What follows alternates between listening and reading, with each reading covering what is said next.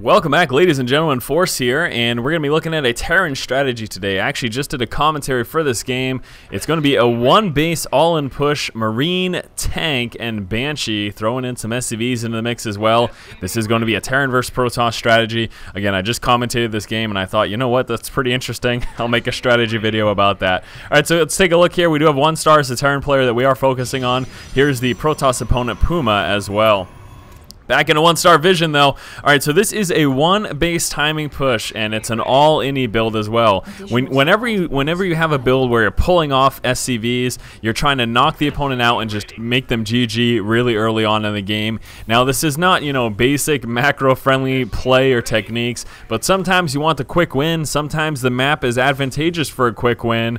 You know, maybe you're in a hurry, you want to go out and do stuff. I'm not going to try to justify it. This is a very popular type of strategy in StarCraft.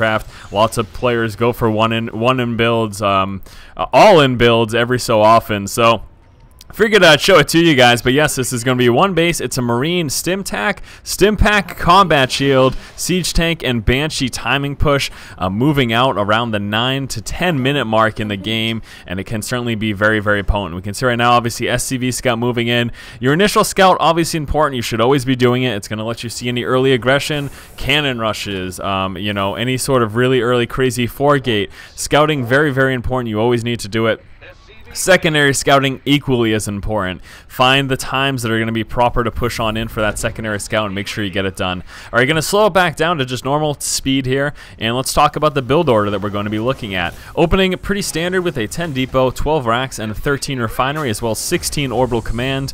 And then after that, at 16 supply, you're going to go ahead and start building your second racks. Now, after your first Marine comes out of your first racks, you want to drop the tech lab on that.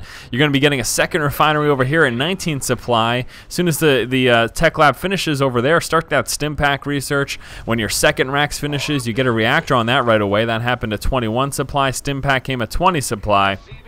And then your factory coming out at 29 supply. So early on, you're just going to be pumping out mass Marines. Get at least 1 to 2 Marauders. That'll help stave off any early stalker pressure. We can also see here's that secondary scout coming in. Let me talk about why this is taking place right now and what happened. We just saw not too long ago these stalkers push on in front of 1-star's base. If you see early aggression from your Protoss opponent, that means that their base isn't likely very defended. So that's the perfect opportunity to move on in with your scout to get that secondary scouting. And we're going to see exactly what 1-star manages to scout out here.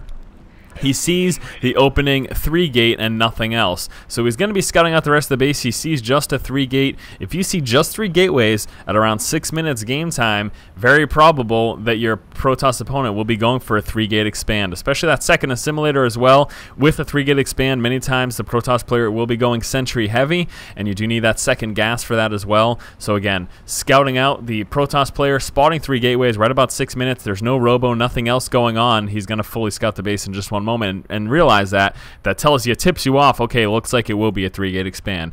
Now let's go back over here. I do want to talk about the pressure that's coming from Puma.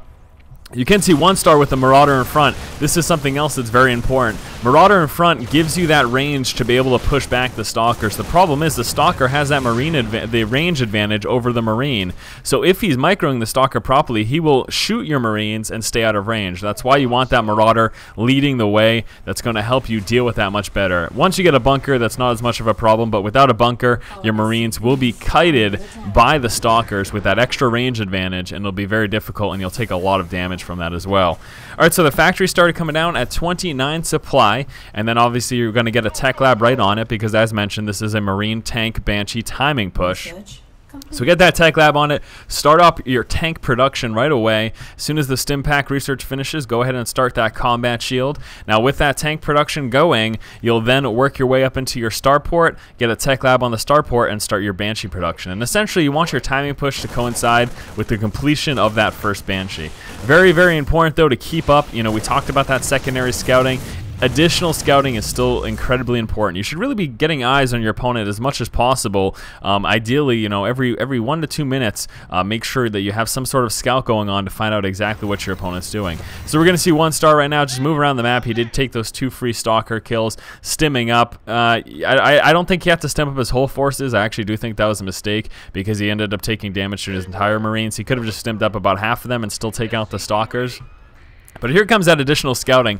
As mentioned prior, in the secondary scouting, realizing that Puma just had 3 gateways, seeing that second gas tipped him off. There might be a quick expand coming.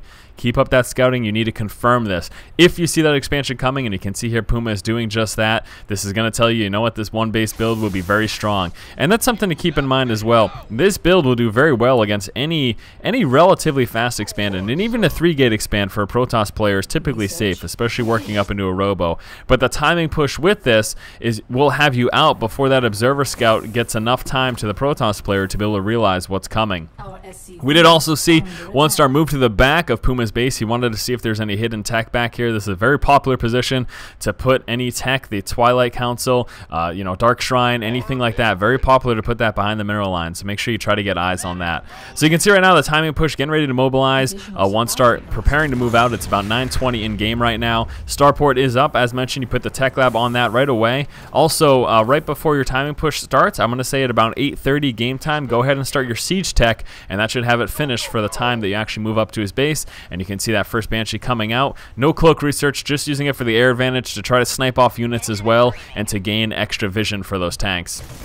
So here's that push Stim Pack you need to utilize as soon as the engagement takes place. Try to avoid getting force fielded in half as much as possible. Unfortunately for 1-star, he got caught in a bad position, and just before his tanks had finished siege tech, we can see still with the Stim Pack and the Marines with those combat shields, the DPS is so high, and this is the real advantage as well to getting that Banshee early on. You can see the vision of the high ground. 1-star can see exactly where everything is. He knows what's going on. If there are any reinforcements trying to come from the backside, he would be aware of that as well. So Stim Marine's going to push back the rest of the units there, and you can see 1-star getting a pretty decisive victory.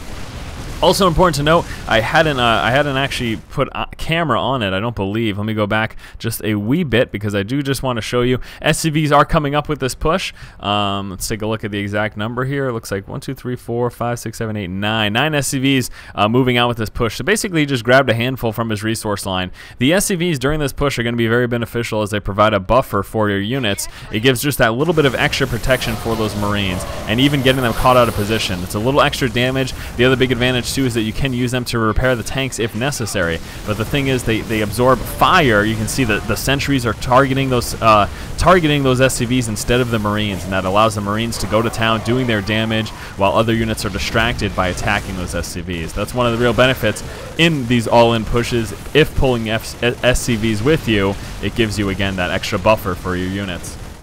Alright guys, so that was the build there. Let me go ahead and go back over the build order at the main base. It was 10 Depot, 12 Racks, 13 Refinery, 16 Orbital Command. Second Racks came at 16 as well. As soon as your first Marine finishes out of that first Barracks, you put the Tech Lab on there. That's going to be at about 16 supply. 19 supply, second Refinery comes down. Tech Lab finishes. Go ahead and start your Stim Pack research. Come out with a Marauder as well.